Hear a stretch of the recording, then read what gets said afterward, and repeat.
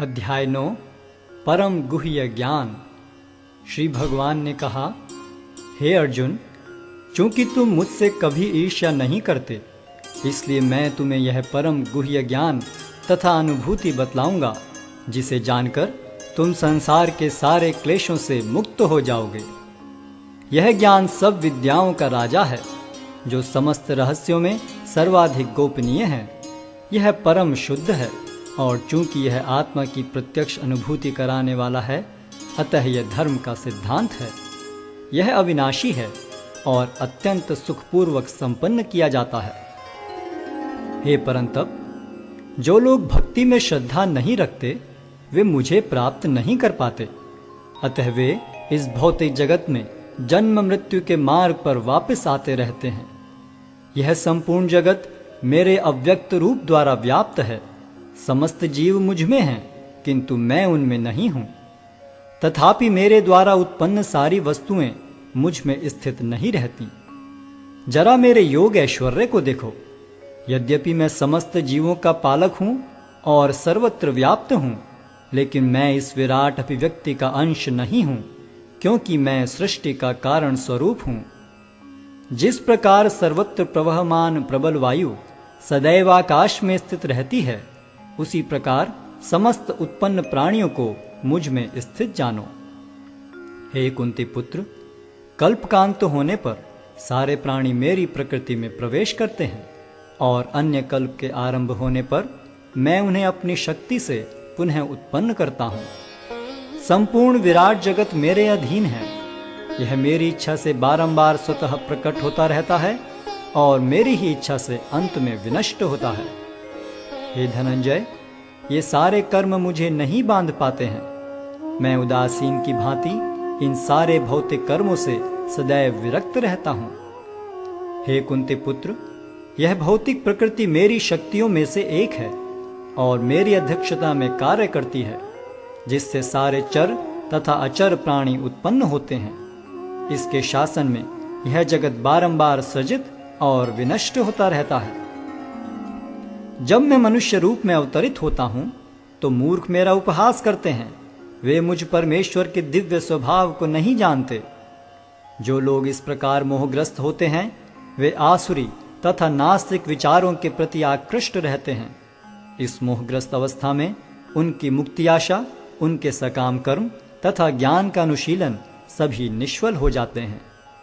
हे पार्थ, मोहमुक्त महात्मा जन दैवी प्रकृति के संरक्षण में रहते हैं। वे पूर्णतः भक्ति में निमग्न रहते हैं, क्योंकि वे मुझे आदि तथा अविनाशी भगवान के रूप में जानते हैं। ये महात्मा मेरी महिमा का नित्य कीर्तन करते हुए, दृढ़ संकल्प के साथ प्रयास करते हुए, मुझे नमस्कार करते हुए भक्ति भाव से निरंतर मेरी पूजा करते हैं।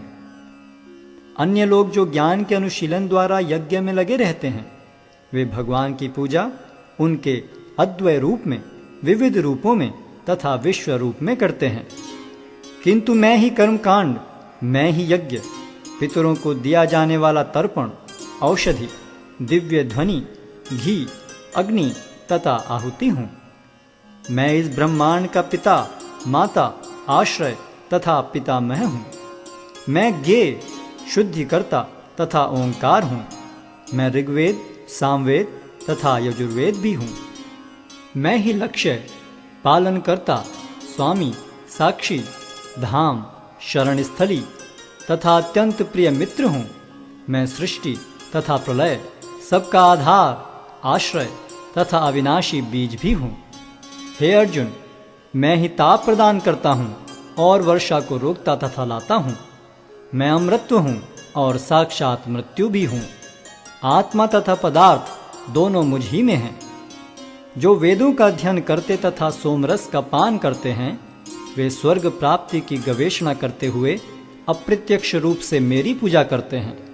वे पाप कर्मों से शुद्ध होकर इंद्र के पवित्र स्वर्गिक धाम में जन्म लेते हैं, जहां वे देवताओं का सा आनंद भोगते हैं। इस प्रकार जब वे विस्तृत स्वर्गिक इंद्रिय सुख को भोग लेते हैं और उनके पुण्य कर्मों के फल क्षीण हो जाते हैं, तो वे इस मृत्यु लोक में पुनः लौट आते हैं। इस प्रकार जो तीनों वेदों के सिद्धांतों में दृढ़ रहकर इंद्रिय सुख की गवेषणा करते हैं, उन्हें जन्म मृत्यु का चक्र ही मिल पाता है।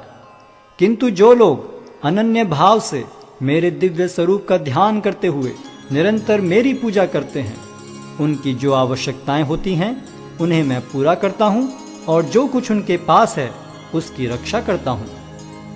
हे कुंती पुत्र, जो लोग अन्य देवताओं के भक्त हैं और उनकी श्रद्धा पूर्वक पूजा करते हैं, वास्तव में वे भी मेरी ही पूजा करते हैं, किंतु वे यह त्रुटिपूर्वक ढंग से करते हैं। मैं ही समस्त यज्ञों का एकमात्र भोक्ता तथा स्वामी हूं।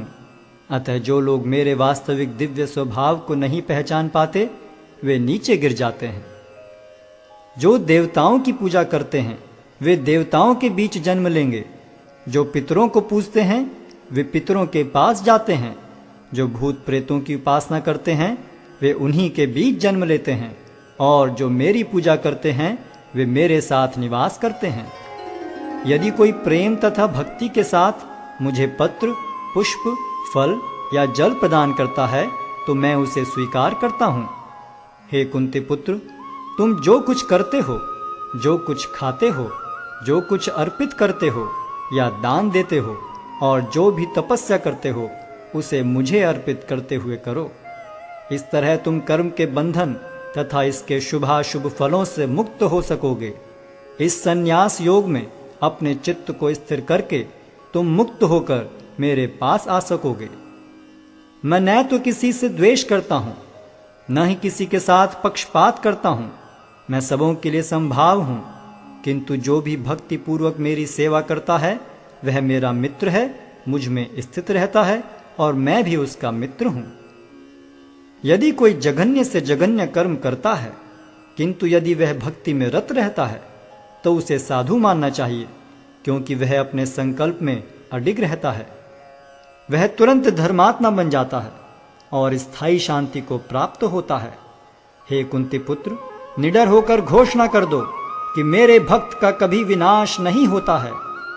हे पार्थ, जो लोग मेरी शरण ग्रहण करते हैं वे भले ही निम्न जन्मा स्त्री, वैश्य तथा शूद्र क्यों न हो, वे परम धाम को प्राप्त करते हैं। फिर धर्मात्मा ब्राह्मणों, भक्तों तथा राज ऋषियों के लिए तो कहना ही क्या है। अतः इस क्षणिक दुख में संसार में आ जाने पर मेरी प्रेमा भक्ति में अपने आप को लगाओ। अपने मन को मेरे नित्य चिंतन में लगाओ। मेरे भक्त बनो, मुझे नमस्कार करो और मेरी ही पूजा करो। इस प्रकार मुझ में पूर्णतया तल्लीन होने पर तुम निश्चित रूप से मुझको प्राप्त होगे।